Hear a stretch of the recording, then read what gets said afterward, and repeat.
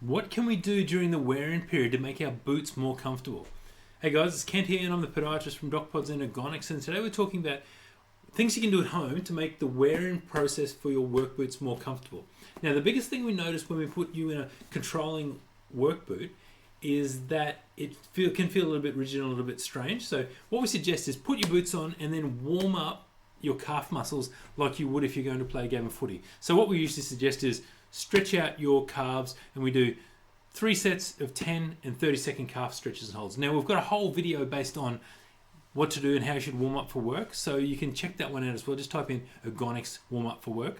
But what that does, it just helps to take some of the strain off the calf muscle. And we know that when our calf muscle is pulling down and compressing our feet, it puts a lot more strain on our feet when we're walking. So if we can stretch the calf muscles off, it means there's less strain on the feet and there'll be less strain of you pushing against your boot, so it'll make them more comfortable during the wear-in period.